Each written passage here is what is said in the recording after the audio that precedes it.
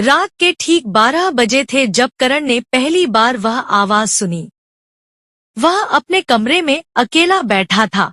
खिड़की के बाहर हल्की हवा चल रही थी और पूरे घर में सन्नाटा पसरा हुआ था। अचानक उसे ऐसा लगा जैसे किसी ने उसका नाम धीरे से पुकारा हो। उसने इधर उधर देखा, लेकिन वहां कोई नहीं था। उसने सोचा कि शायद यह उसका वहम होगा और वह फिर से अपने काम में लग गया। लेकिन कुछ ही देर बाद वही आवाज फिर से आई। इस बार थोड़ी साफ थी और सीधे उसके कानों में गूंज रही थी। करण का दिल तेजी से धड़कने लगा। उसने दरवाजा खोला और बाहर झांका, लेकिन वहां भी कोई नहीं था। घर के बाकी लोग गहरी नींद में थे। उसने खुद को समझाया कि यह सिर्फ उसका भ्रम है, लेकिन उसके अंदर एक अजीब सा डर बैठ चुका था। उस रात वह ठीक से सो नहीं पाया। अगली रात फिर वही हुआ। ठीक 12 बजे, वही आवाज, वही पुकार। अब करण को यकीन होने लगा कि यह कोई सामान्य बात नहीं है। उसने तय किया कि वह इस रहस्य का पता लगाएगा, चाहे कुछ भी हो जाए। अगली रात करण ने खुद को तैयार किया। उसने लाइट बंद कर दी और चुपचाप अपने कमरे में बैठ गया, जैसे किसी का इंतजार कर रहा हो। घड़ी ने जैसे ही 12 बजाए, वही आवाज फिर से गूंजी।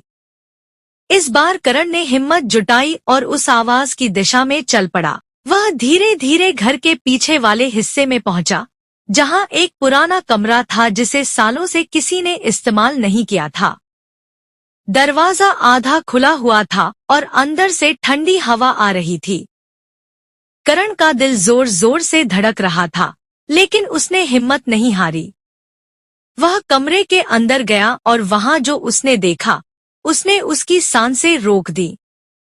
कमरे में सब कुछ वैसा ही था जैसा सालों पहले था, जैसे समय वहीं रुक गया हो। अचानक वही आवाज फिर से आई, लेकिन इस बार उसमें एक दर्द था। ऐसा लग रहा था जैसे कोई मदद के लिए पुकार रहा हो। करण ने ध्यान से सुना और उसे लगा कि यह आवाज किसी बहुत करीब के इंसान की है। उसने कमरे के कोने में एक पुराना बक्सा देखा। जैसे ही उसने उसे खोला, अंदर कुछ पुराने कागज और एक डायरी रखी हुई थी। करण ने कांपते हाथों से डायरी खोली और पढ़ना शुरू किया।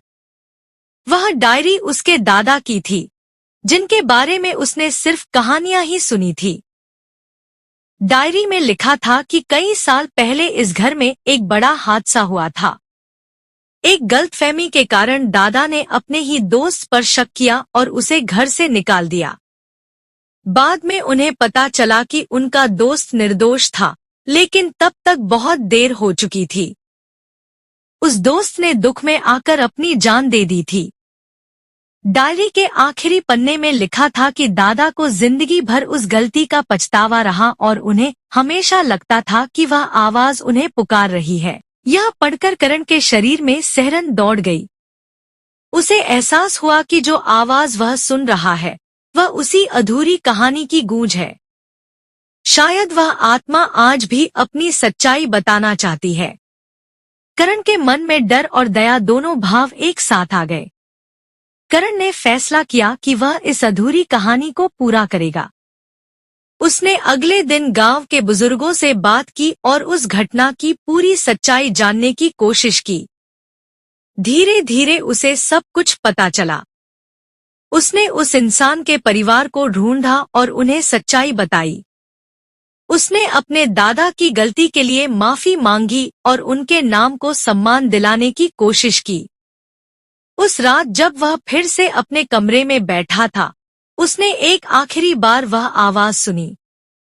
लेकिन इस बार उस आवाज में डर नहीं था, बल्कि एक शांति थी। जैसे किसी को आखिरकार सुकून मिल गया हो। इसके बाद वह आवाज कभी नहीं आई।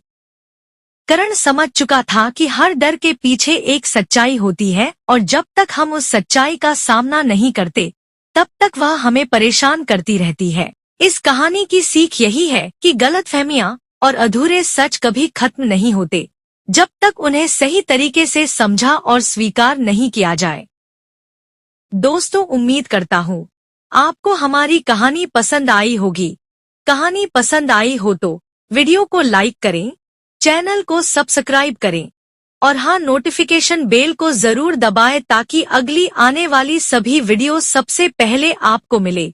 कमेंट में अपनी राय जरूर दें ताकि आने वाले वीडियो में सुधार किया जा सके। धन्यवाद।